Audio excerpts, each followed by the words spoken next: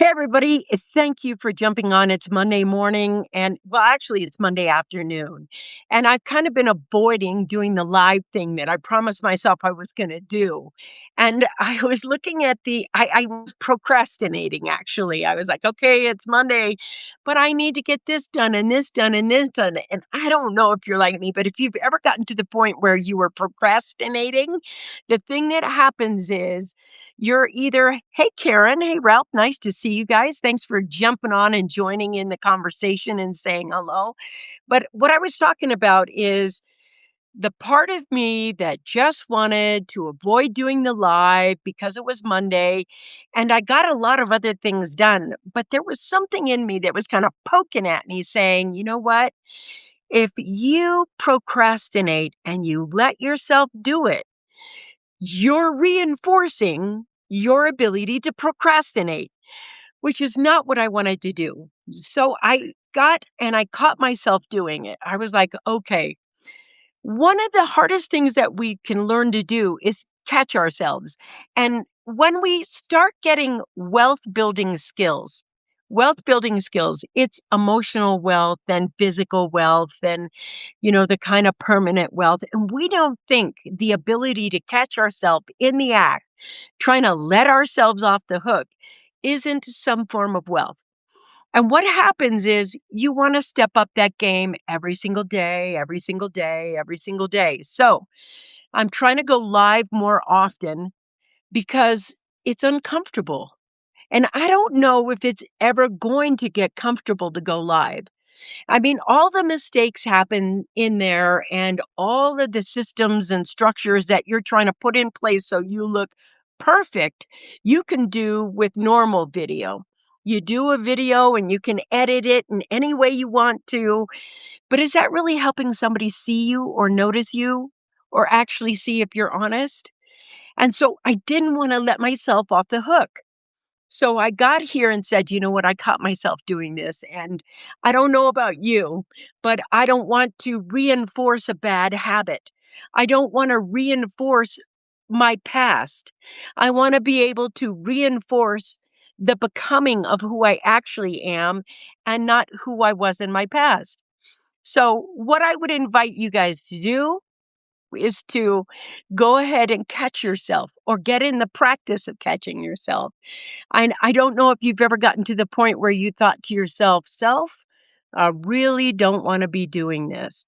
So, here's a couple of things I do that keeps myself engaged. One is I make my list of to-do lists. So, when it's on my to-do list, I put the priorities on each to-do list, like, this is the number one thing I wanna do.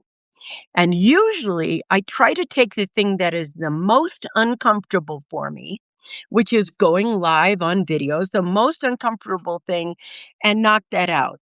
But if oh, here's notes, I'll write some notes, I'll get some Substack, I'll go to Facebook and make some comments there, I'll do whatever I'm doing in order to you know, keep myself looking like I'm doing something active. I think it's Gilbert Smith. Nice to see you. Thanks for joining us. We're talking about how I didn't want to go live and I was trying to literally not do it today. And I was trying to think of all the excuses and everything else I could do. And what we're talking about right now is some of the things I do to catch myself. And here's my priority. I know what the tough stuff is, but when I knock the tough stuff out in the beginning of the day, then the rest of my day is peachy.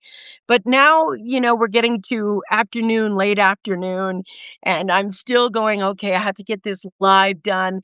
And I'm so uncomfortable about doing the live. And the second thing I do when I catch myself is just say, I'm uncomfortable doing lives or I'm uncomfortable doing this. And what happens then is I realize confidence comes from doing it over and over and over and over again. So I want to build confidence about going live because I think it's really important for somebody to meet me. I'm not one of those people who likes to hide who I am or mask who I am with, a lot of $1,000 makeup and $1,000 clothes. I'm like, what you see is what you get. Whether I'm talking on stage, whether I'm writing another book, whether whatever I'm doing. So what I do is I get my list done and I just admit it. I don't want to do this. It's okay to not want to do it. And then I say to myself, do you want to reinforce the habit of not doing it? Or do you want to reinforce the habit of doing it? Which one do you want to do? If I give myself an upfront decision, well, I actually want to reinforce being able to do it. Then I don't let myself off the hook. I actually just admit that I want to do it and then I get on with it. And the third thing I do is after I do it, I actually celebrate. I take a moment and just feel, okay, I'm proud. I didn't let my past run my present moment. I didn't let my past habit tell me who I am now. The past is the past.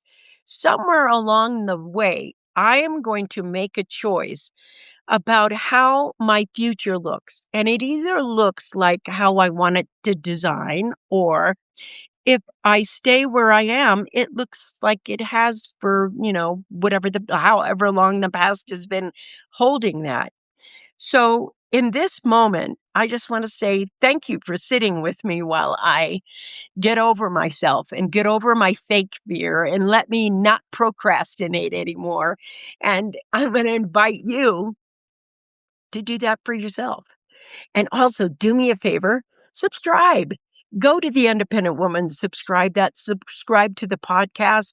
And I promise I will continue doing lives just like I promised myself. And we'll have little mini conversations together. Hey, thanks for being with me today, you guys. I'll talk to you later. Bye.